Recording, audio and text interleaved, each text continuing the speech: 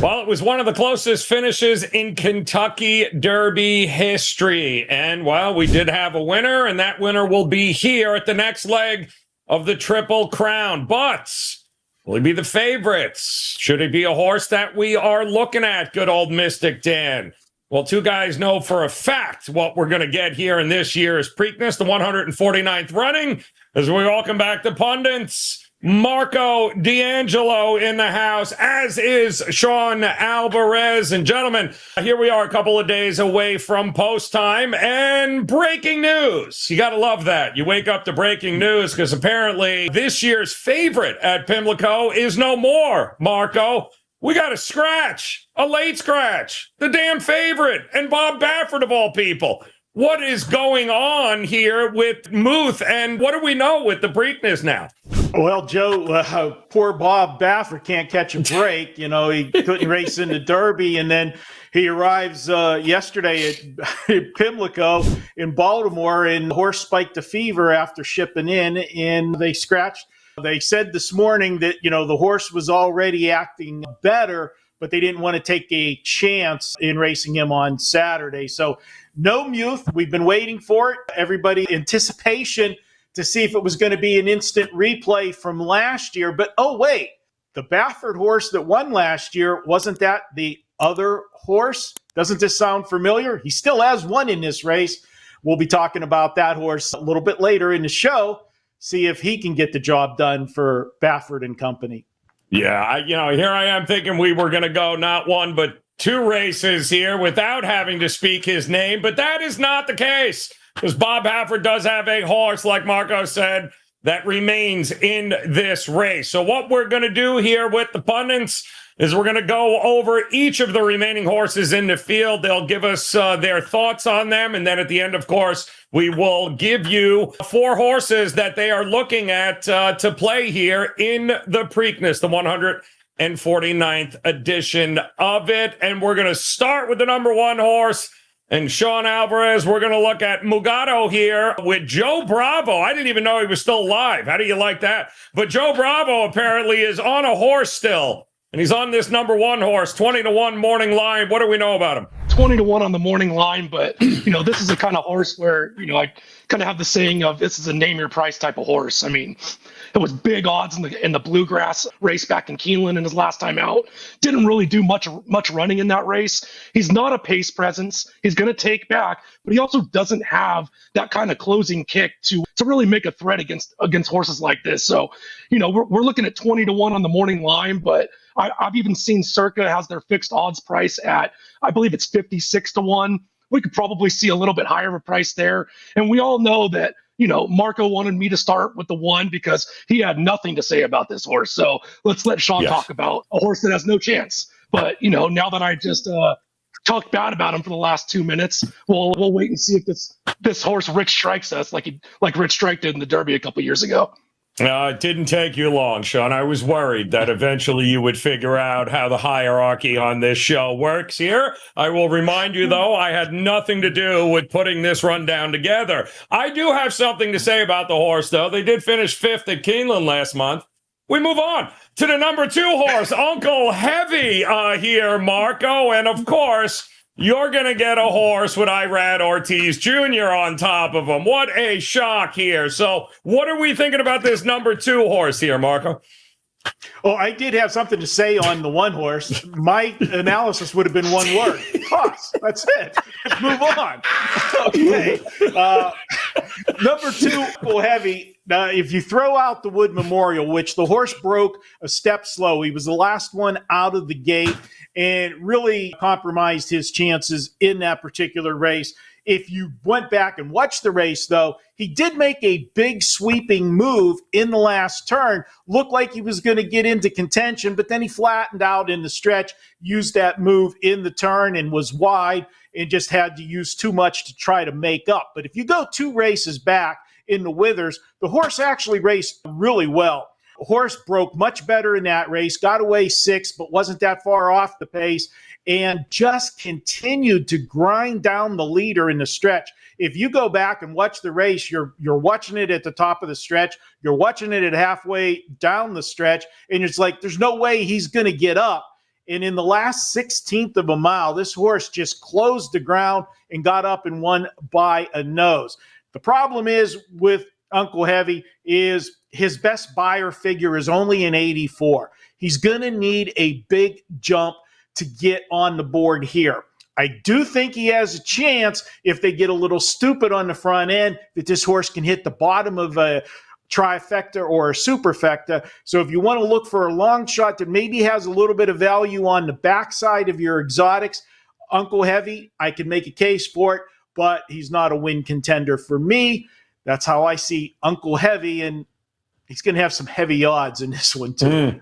I can't believe I read on top in that one, but the number 3 horse should start to sound familiar to those of you that watched our Kentucky Derby preview a couple of weeks ago. Brad Cox, Flavian Pratt bringing in Catching Freedom here. 6-1 early line, and I believe rallied to 4th, Sean, if I'm not mistaken, in the Derby. Pretty good trip there. What are we going to get here at Pimlico?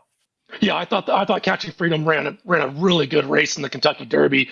If you watch the way he did it, he was covered up the entire time, and we kind of spoke about it in the show before the Derby. Horses don't really like, and I mean, none of us really like a lot of just dirt being thrown in his face throughout the entire race. He didn't necessarily dislike it, but never really seemed to kind of get settled. You could see Flavian looking for ways out, but in a 20-horse field, there just wasn't anywhere to go.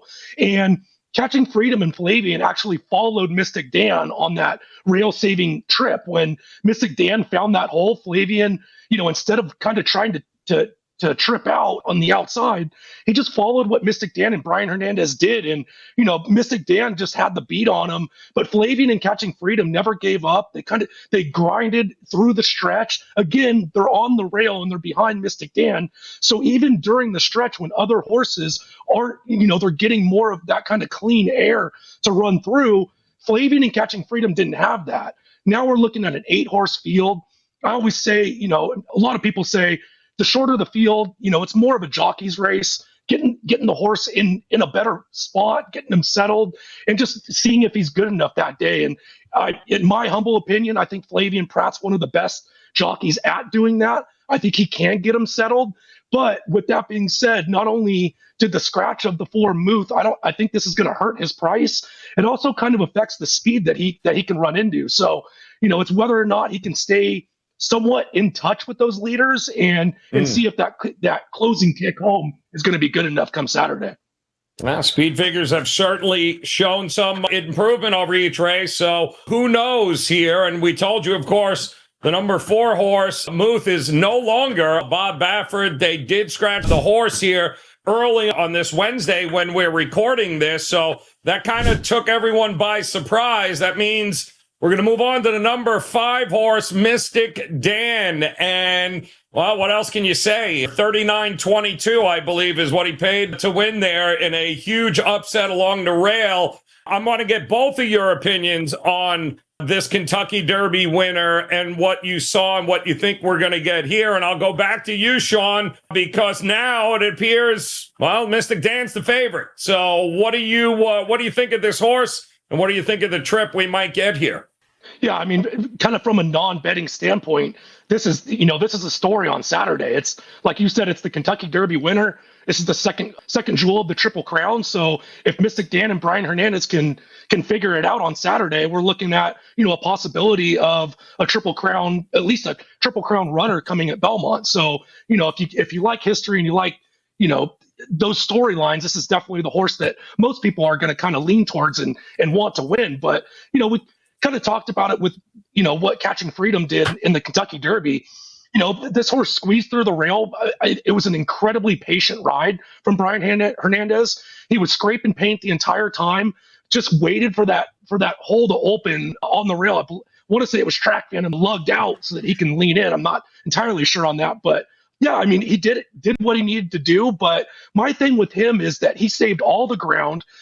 Sierra Leone and Forever Young were fist fighting the entire time down the stretch, and they were actually making up ground on Mystik Dan. So, what I see in his past performances and replays is that he makes a really nice middle move, kind of in that stretch turning from home. But when he gets into the stretch, he doesn't have that put away type of speed. So this, like you said, this is, with the scratch of Muth, this is the horse that's going to, kind of fall into that favoritism role. And, like I said, I think that this is the horse that needs maybe a 2-3 length lead going into the stretch because, with Catching Freedom and some of the other horses that we're going to talk about, I definitely think there's going to be some runners coming at him. So, is he good enough? We'll wait and see. But I do think that he's going to have to step up a little bit because it's not necessarily going to be saving ground against 19 other horses.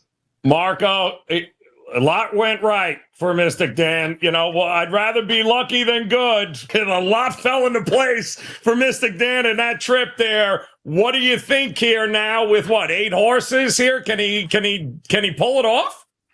Well, he definitely can pull it off. And history has shown over the years that the horses that run in the Kentucky Derby generally come back and race well in the Preakness. Now, I know there's always been, everybody likes to look at the new shooters, and we've had that happen in a few recent Preaknesses, but historically, the Derby horses have done well in the Preakness. Now, when you look at that race that he ran in the Kentucky Derby, in sports, we use advanced metrics, sabermetrics. We look at, actually the stats, what the stats in the scoreboard say and what the numbers say the projection should have been in that.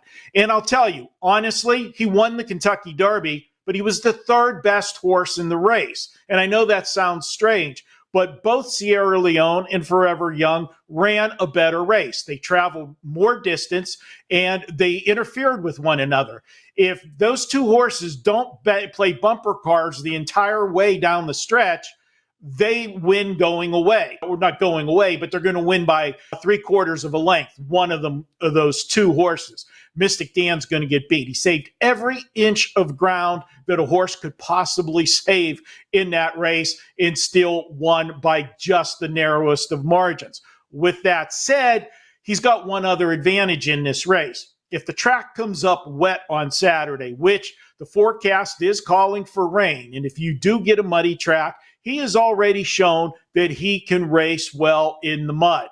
The other thing that he's got to his credit, no matter what you want to say about the Derby and the trip, he's the only horse in the race that has not one, but 2 triple-digit buyers. That's huge at this point in time. But with that said, now he's the hunted. And, he's not going to get that fast pace to just sit off. And everybody said, oh, he was close to the fast pace.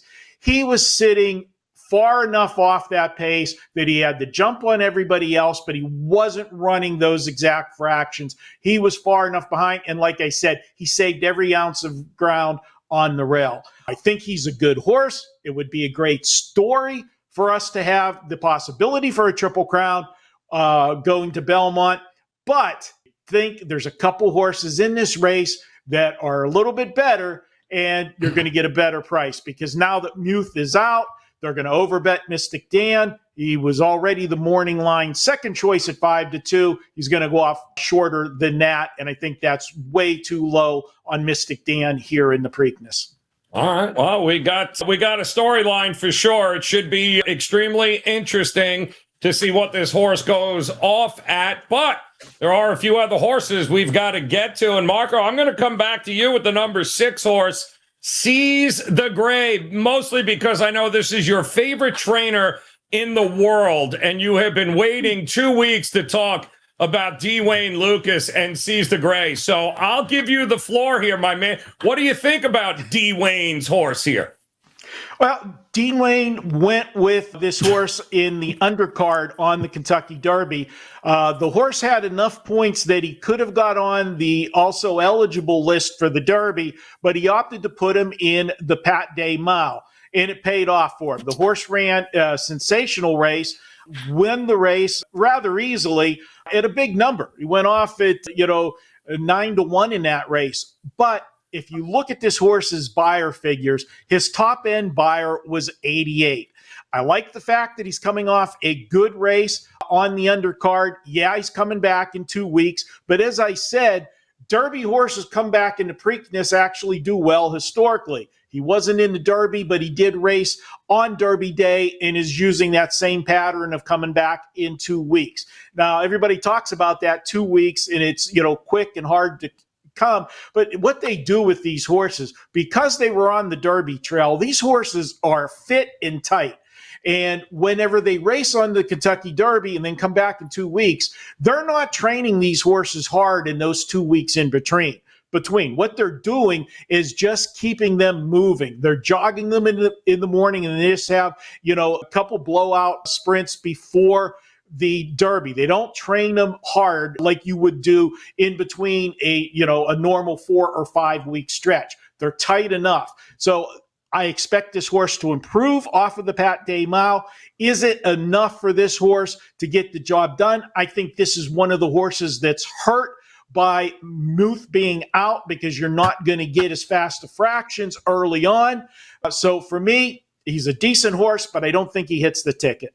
Or it may be worth a look there, D. Wayne, because he does have, at least another horse here in the race. Also a familiar name for those of you that watched us here on the Kentucky Derby preview. And Sean, what are you thinking here as we have got number 7, Just Steel, 15-1? Another D. Wayne Lucas, only a different rider on this one here. Joel Rosario going to be on top here. Hopefully they don't run this horse into the ground like they did in the Kentucky Derby. What are you thinking Just Steel is going to have going on in this race? Yeah, if you look back at that Kentucky Derby, he was 17th place, beating 33 lengths. He was bumped around early, never got comfortable, and just spit the bit out. Like we talked about, they were going quick early. He was bumped around at the start. You can basically just toss that, put a line through that race. And let's look back at the Arkansas Derby. In that race, he was actually beaten, what we're looking at as the favorite, Mystik Dan, and was beaten by what was going to be the morning line favorite in Muth. What I really liked about that race is not only is he up and near the lead, but he wants to kind of put that pressure on those leaders. Now, I don't necessarily think this horse is a big win contender, but I think that this horse is going to give us an honest pace to run into. He doesn't need to be on the lead. He's not going to go up and challenge for the lead. But if we get a slower pace in that half mile, I think that Joel's going to hit the button, and that he's going to go up and put pressure on those leaders and kind of give at least a second half of that race, a second quick pace of that second half of the race to run into for horses like Catching Freedom, like we spoke about earlier. My thing with Just Steel is that he just doesn't really have that closing kick. In the stretch, he doesn't necessarily put horses away. So if I'm Joel, like I said, I think that we're pushing the button a little early. I think he's going to try and separate from the field and, play one of those catch me if you can. He's not going to go up and set the pace, but I think at some point he's going to say, okay, it's time to go, because I know I can't hold off these closers or even just the horses that are kind of sitting behind, just off of him. So I think that this horse at least is going to give us some honest pace to run into. New jockey with Joel Rosario. We'll see if that pays out there. But the number 8 horse is interesting here, because, Marco, it's all about Chad Brown and Tyler Gaffleone here. You're looking at this list. Some people might say, where's Sierra Leone? Well, Sierra Leone's not in this race, but a stablemate is here. Now, what do you think of this horse, Tuscan Gold, at 8-1? Well, Joe, there's a lot of things to unwrap with this horse. So first of all, this horse was entered last Saturday in the Peter Pan Stakes. Chad Brown made the decision to scratch him from the Peter Pan to put him in the Preakness. Now, he also made the decision last week, and I think that helped in what they decided to do, is they decided to skip the Preakness with Sierra Leone and point towards the Belmont. Okay, the wheels are turning. Chad Brown is figuring out what he wants to do, and the fact that he decided to come to Pimlico with Tuscan Gold, where he could have had a much easier race. Granted, they were going for a lot less money. I think the Peter Pan was a $200,000 purse, and we're going for $2 million. A little bit of difference in chump change, but he elected not to race Sierra Leone here and bring Tuscan Gold. Tuscan Gold only has 3 career starts. So you said, okay, well, what about inexperience? Well, he's only going to be dealing with now an 8-horse field. It's not like putting in an inexperienced horse in the Kentucky Derby when there's 20 horses and so many different things can go wrong. Also, when you look at Tuscan Gold and look at what has transpired, in his first career start last November, he finished 4th. Nothing to write home about, but it was a good educational race. They quit with him, gave him a little bit of a break, brought him back in January for his first start, breaks his maiden in a runaway race, and puts up an 84 buyer right out of the gate to start his 3-year-old campaign.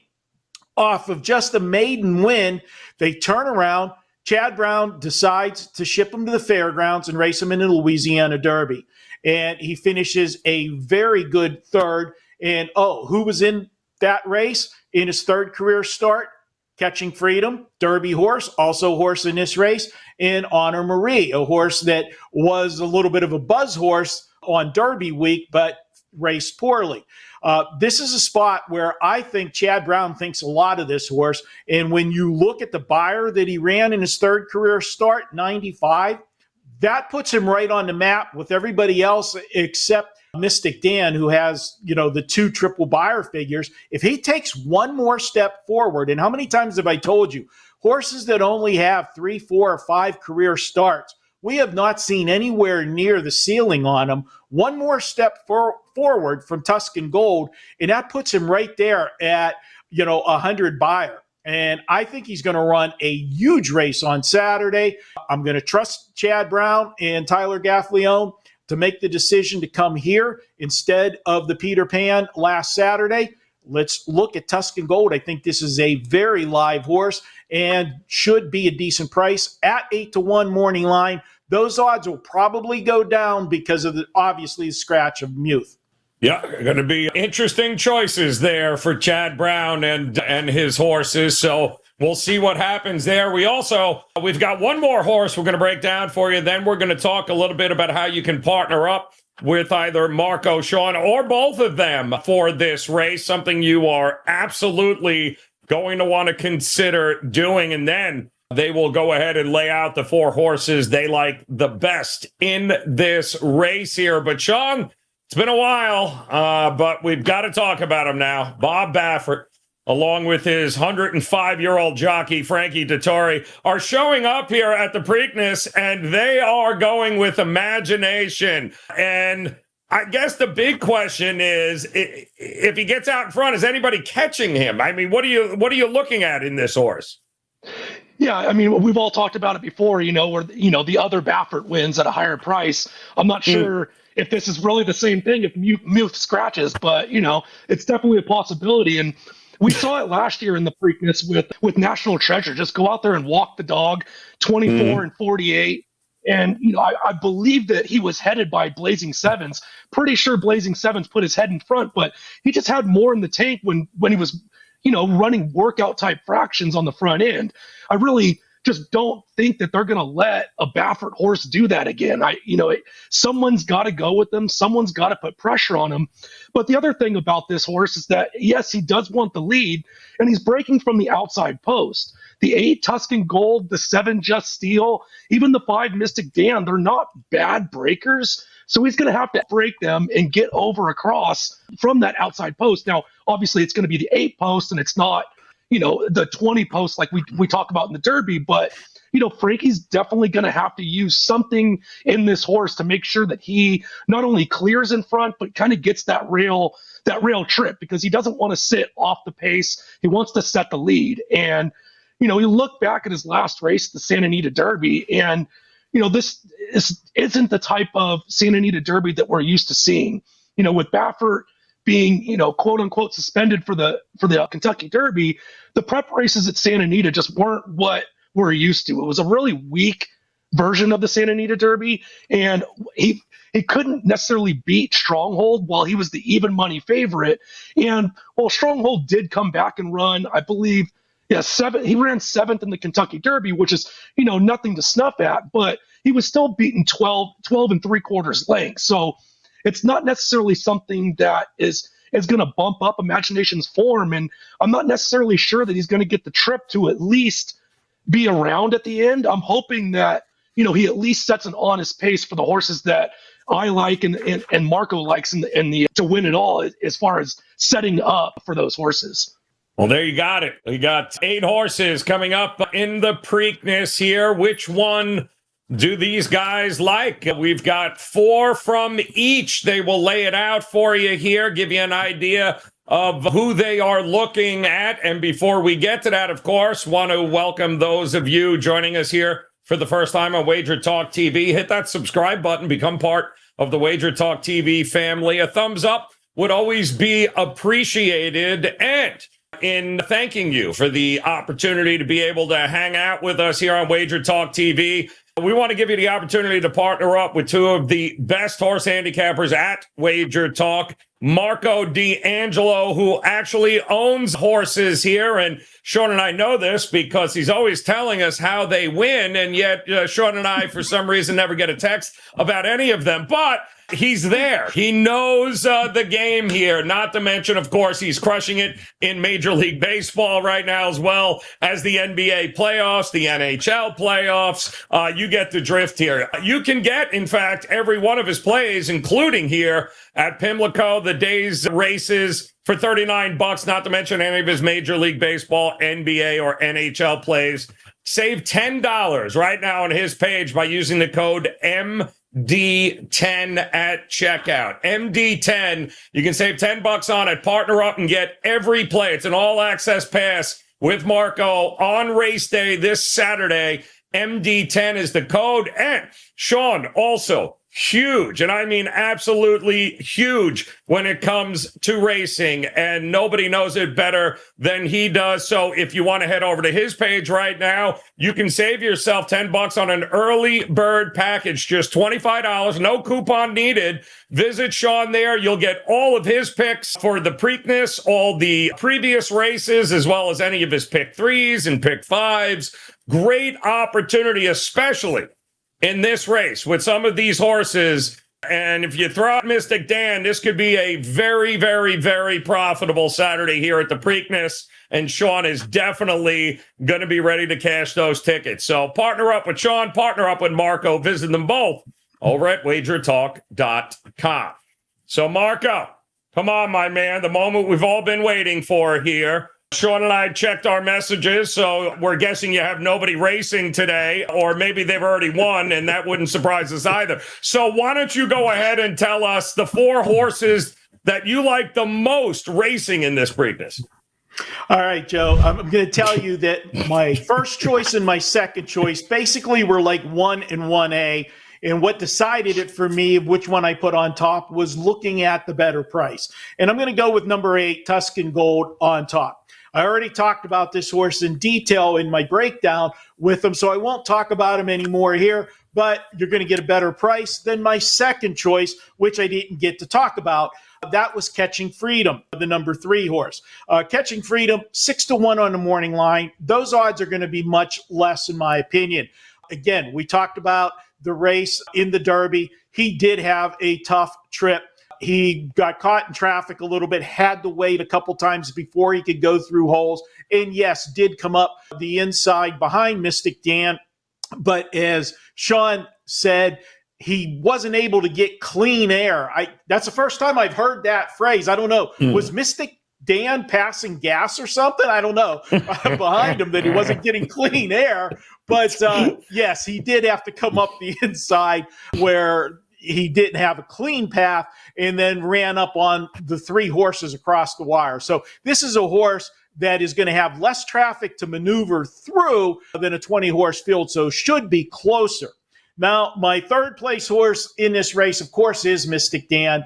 It's hard to fault what he did, but again, everything went his way. With the track looking to be wet on Saturday, I definitely have to keep him on my ticket, and I want to try to get him beat for the prices to make our ticket look better. But again, as both Sean and myself said, as horse racing fans, it would be nice to see an opportunity for a Triple Crown in 3 weeks. And the last horse in this race I didn't get to talk about, and it is the other Dean Wayne Lucas horse. And I'm going to come back with Just Steel. And there's a couple reasons why. I know he ran an absolutely horrendous looking race on the racing form. He got beat by 33 lengths, finished 17th in the race. You know what? Once you're not getting a check, there's no sense in riding, driving on the horse, okay? Race is over. You're not getting a check. Save the horse.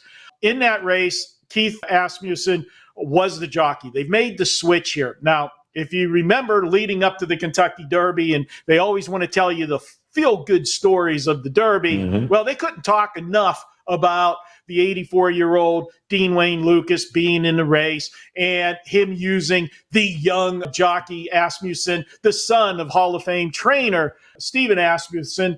And it was such a great story. Oh, what would it be like if he won a Derby first before his dad did after 25 years of trying the only race he hasn't won?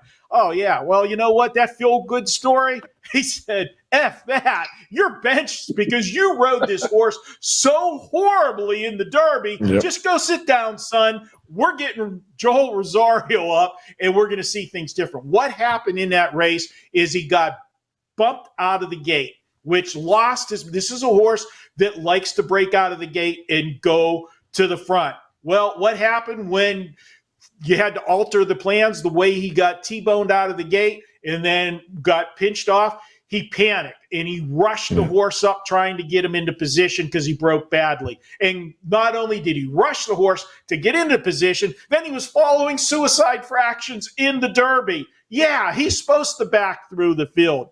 And that's the end of Keith Asmussen on the horse. Joel Rosario will not make that mistake with this horse. He will break out of the gate. It's only a 8-horse field now. He'll be able to break where he wants. If Imagination is going slow, Just Steel's not going to let him alone on the lead. And if Imagination's going on his fractions, he'll sit right off his pace, right on his flank. I think Just Steel is the live long shot in this race. I'm putting him on the bottom of my ticket, 4th, but trust me, I'm mixing all those horses up. So he could end up, if they are walking on the front, this is a horse that would have a chance to hang on late in the mile. That's my long shot horse for the Preakness. All right, there you go. 4 horses, 8, 3, 5, and 7 for Marco here in the 149th running of the Preakness. All right, Sean, let's see how many you agree with Marco, or is there another horse or two we should be looking at? Yeah, unfortunately or fortunately, depending on how Saturday works out, I do agree with Marco on the top, actually our top 3 picks. My top pick is the 8 Tuscan Gold as well. I mean, we can look back at the maiden special weight win when he just ran away from the field, but we don't want to put too much thought or weight into a maiden special weight race. But if you look back at his next race in the Louisiana Derby, he was wide throughout. He was 4, possibly even 5 wide throughout the race. And even when he was making his move coming home, he actually had a horse on his outside that bumped him. So he didn't quite get that clear trip that he really wanted to. And we get Tyler Gaffalione staying on, and kind of like what Marco alluded to earlier when he broke down this horse is, Chad Brown saw fit to scratch out of the Peter Pan, lay the horse up, not lay the horse up, but keep him on the work tab and point right to the Preakness. And for Chad Brown, that's absolutely one of my favorite angles. He did it with Cloud Computing when they won. He did it with Blazing Sevens last year that ran a bang up race, just barely losing to National Treasure. Now we're seeing it again.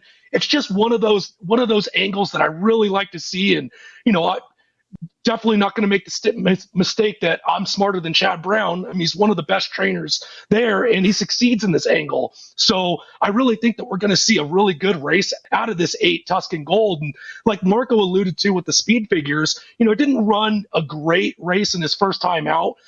First time out going a mile, not necessarily something that horses really like to do, but came back and bumped up his speed figure by 19, and then the Louisiana Derby by 11. And, those are his only 3 starts. And like Marco said, when you get a lightly raced horse, we haven't necessarily seen what this horse is capable of. And you generally see, better performances on his 3rd, his 4th, his 5th start. And if he can do that, I think it puts him possibly in the winner's circle. And if we can get I don't think we're going to get anywhere near that 8-1, but it may be third choice. I think this horse is definitely worth a look. I spoke about the 3 Catching Freedom at 6-1 earlier. I don't think that he needs to be as far back. It's more of a jockey's race with an 8-horse field. He only has 7 rivals to battle against, and if they're not going super fast up front, I don't think he needs that. But it's also going to give Flavien a chance to be a little bit closer. And I think if he gets that clean trip and doesn't get bothered, trying to squeak through the rail and chasing the eventual winner, I think that we can see a big performance out of him. And the 5 Mystik Dan is going to be my third choice. We spoke about it. He had everything his own way, but even when you have everything your own way, you still have to be good enough to win a race like the Kentucky Derby.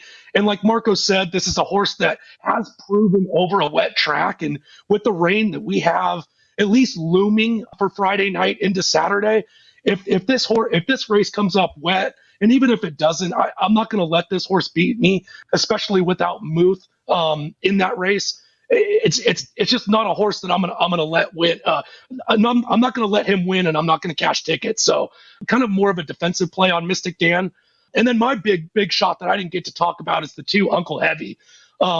Nothing necessarily against Michael Sanchez, but he's the only jock that's ridden this horse. And if you watch the way that this horse is run in the stretch, he just kind of drifts about, doesn't necessarily get his footing underneath him.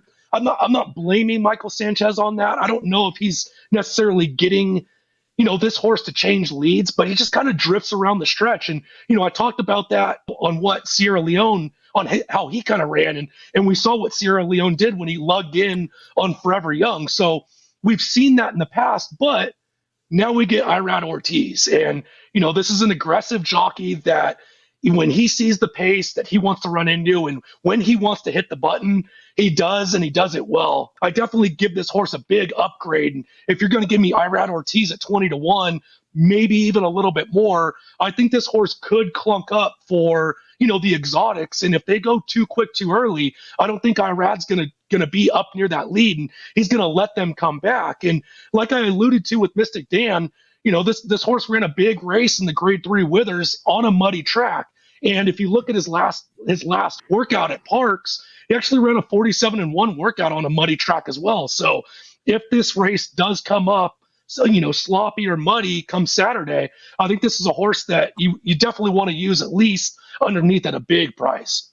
There you go. It is 8, 3, 5, and 2 for Sean, and I would encourage you guys to visit Sean at his page at wagertalk.com. Partner up with him for the day. Get all of his selections on Preakness Day. Pick 3s, pick 5s, a whole lot of ways to bet this race, and you can do so heading over to his page. Get that early bird price of $25 and get every bet across all sports with Marco D'Angelo this Saturday, including all of his Preakness picks, but NBA, Major League Baseball, NHL, all in action this weekend, and Marco has been crushing it. Save yourself $10. MD10 will take $10 off an all-access pass for the day. Do it.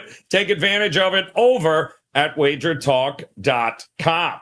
All right, that will do it. 1 scratch, 8 horses, a possible Triple Crown shot coming up in a couple of weeks at the Belmont.